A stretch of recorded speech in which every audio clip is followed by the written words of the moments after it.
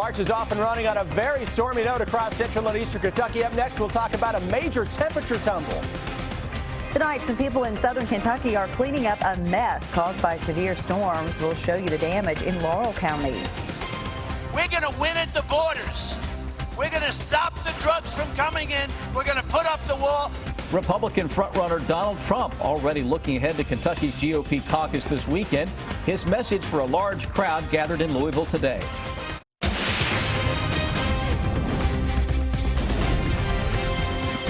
WKYT News starts now with First Alert Weather. Good evening. March is off to a stormy start across the state. A round of severe storms this afternoon causing some damage in southern Kentucky. We'll have more on that in just a moment, but first, rain is still moving across Kentucky, and we are tracking colder temperatures as well. We begin tonight with Chief Meteorologist Chris Bailey. Yeah, those gusty winds really now kicking in across parts of the area. Bursts of winds coming across the Lexington Metro may at times over the next 1 to 2 hours push some of those wind speeds close to 40 miles per hour. Let's check on the wind gusts right now. 43 miles per hour in Louisville, 40 miles per hour, the peak gust over the past hour into Richmond, 23 Lexington, but we are getting some of those hot spots approaching 40 miles per hour still as that cold air makes its way on into the area. Look at that temperature swing. 50 Lexington, 40 Louisville, 38 into Owensboro. Upper 30s will surge into the region over the next couple of hours. So we're going to wipe out those 50s, and we will end the day by midnight with some areas into the upper 20s on a day that had thermometers touching 70 into parts of central and eastern Kentucky. There's a little wow factor in that. Winds across parts of the area beginning to lift to the northeast. And again, right along that little band of some heavier rains blowing into the Lexington Metro, we could be talking about gusts around 45 miles an hour. Eastern Kentucky, where we had the stronger storms a little earlier. What's left over, just some gusty showers as of now. A little wind damage reported earlier into parts of Laurel County. You've got more rain that is moving on into town. Guys, this is part of a very active weather pattern that will throw another system or two at us over the next few days, and I'll track that when I come back in a little over 10 minutes. Chris, thank you. Tonight, we have learned at least one person was injured when a severe storm moved through Laurel County. Emergency managers there say a home and some other buildings were damaged this afternoon along Whitaker-McKnight Road near London. Phil Pendleton is there. He joins us live to continue our First Alert weather team coverage. Phil? Roller coaster ride of weather here in Laurel County as a strong storm system blew through here around 3:30. The sun came out in the last couple of minutes. It has started pouring down rain again. Behind me is the home of Danny Pratt and Mary Messer. You can see people inside the home trying to salvage what they can. I am told that both Danny and Mary were actually ambulance incorporated workers. Mary taken by ambulance to a local hospital when she suffered a leg injury when the storm system came through here and blew the roof off the trailer.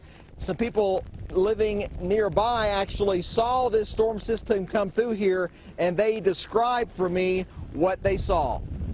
We were sitting in the window just looking out, and my grandbaby's dollhouse just exploded and the swing come across the road. When we looked up, just seen a white little funnel cloud coming this way, and we looked up and the top of the trailer come completely off, and as it moved up this way, then it took the piece of that barn roof off and it went on that way. It wasn't a dark cloud like you see on TV. It was just a white misty cloud. You see it spinning. I did speak with the emergency management director, and he told me that at this point they do not believe this was a tornado. They believe that it was a straight line wind that caused this damage based on the isolation of the damage and whatnot. There were some other structures that were damaged nearby, some trees down and what have you, but nothing like this. This appears to be the most severe damage here in this community. Of course, we're going to stay here and have a lot more for you later tonight, but for now, in Laurel County, Phil Pendleton, WKYT.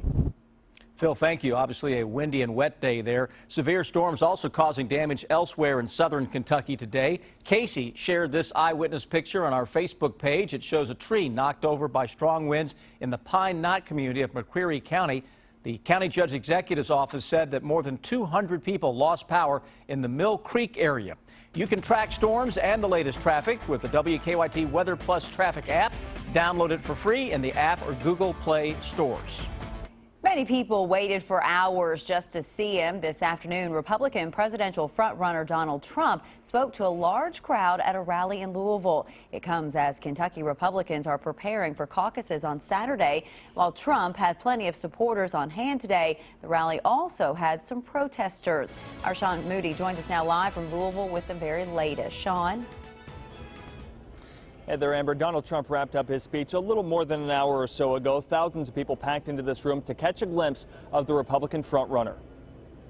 People lined up early outside in the rain for the chance to see Donald Trump talk. Once inside, they were excited. He's like a rock star. The crowd cheered as if he was when he came on stage with former rival New Jersey Governor Chris Christie. He spoke for about 40 minutes with some lines we've heard before. We're going to put up the wall. We're going to have Mexico pay for it. People are going to respect our country again. And some that seemed tailored to Kentucky. Obama has decimated the coal industry, decimated it. And we're going to bring the coal industry back, folks. We're going to bring it back.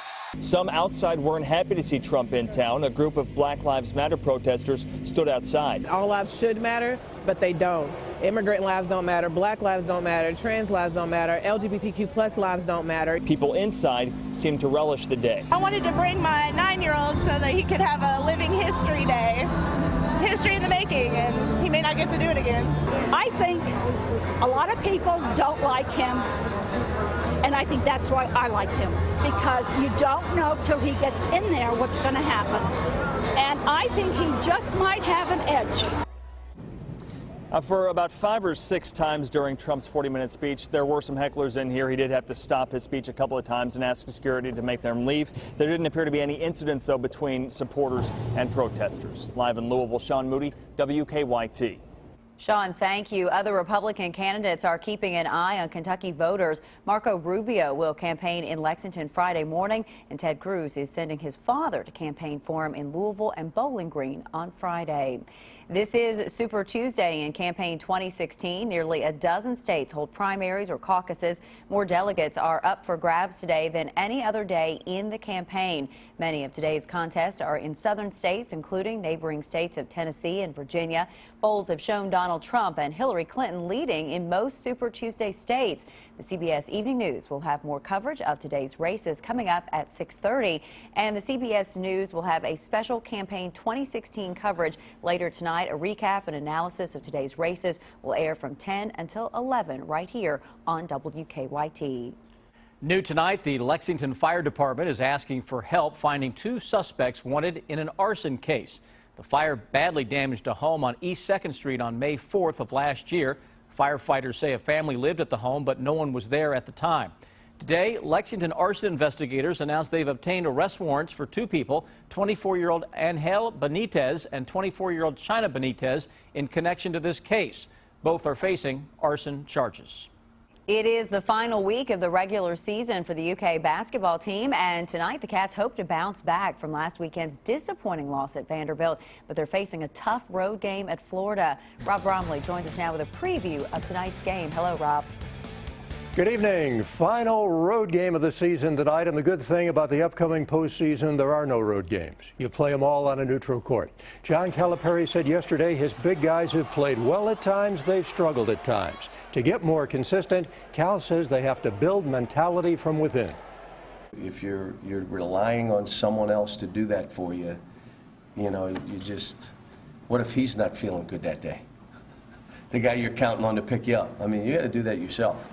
You got to get yourself in a frame of mind, and then if it doesn't go well, look, Alex did not walk. You saw it. He did not walk, and he didn't trip the guy. These were like 2 ridiculous calls. But that kind of caved him in. You can't be that way. Next, we've had it all year. All year we've had that. So, just play. 7 o'clock tip tonight on ESPN as the Cats look to bounce back. Coming up in sports, Calipari needs more than just 2 players going into the NCAA. Sam, Amber, back to you.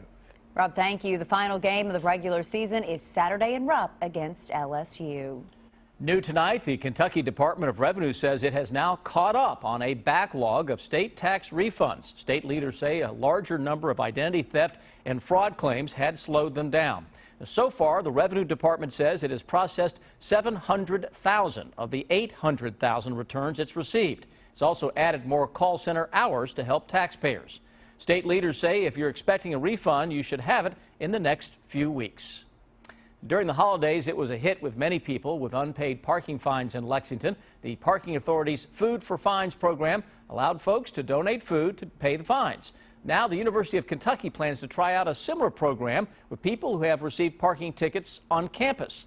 Hillary Thornton explains how it works new at 6. Finding the right place to park poses a problem for some on campus, often resulting in a ticket. I had 3 of them in the past 2 months. For those drivers with a ticket, University Parking and Transportation Services is offering a way to take care of a ticket without paying the typical $25 fine. To have 1 ticket waived if they donate either 10 food items or 5 personal care items. The program dubbed donations for citations, sending the donated items to the Big Blue Pantry, helping those right here on campus who are in need. Completely free, they just have to show student ID and they're able to get food and also personal care items. Those with University Parking and Transportation Services say they are hopeful that this program will do much more than take care of a parking ticket for drivers. Raise awareness for Big Blue Pantry and inspire a culture of generosity here on campus. An idea they have had for about 3 years, an idea getting a great response just within its first few days. We've already filled 2 bins, so just in a day and a half so far. Launching the program during a time they say the pantry needs the most help. This is historically a low point in the semester for them to receive donations. Turning in donations to do away with their citation, and opportunity drivers say they are enjoying. I would love that. I would love to help instead of just giving my money. In Lexington, Hillary Thornton, WKYT. And the program is scheduled to last through March 11th. For a list of accepted items, just go to our website, WKYT.com. Today, Lexington city leaders received their first look at plans to restore the old Fayette County Courthouse. The city closed the building back in 2012 because of hazardous lead levels. Project leaders want to bring in a for-profit group to oversee restoration. But first, the city would need to set aside $22 million for the project. The tax investors want to know that this project is going to sustain itself. That is very important. So yes, there will be assurance of that. Now, on the flip side to that, you go down a road and spend money before you know that. Project leaders say farmers markets and Thursday Night Live, both of which are near the old courthouse, will go on as planned. More than 600 employees are currently on strike at Train here in Lexington. Since Saturday night, the employees have been holding signs outside of each gate of the facility. The workers say they're protesting the company's newly proposed contract. In a statement, company leaders say they have taken measures to ensure business continues at the facility until employees go back to work. They also added that they are hopeful for a resolution.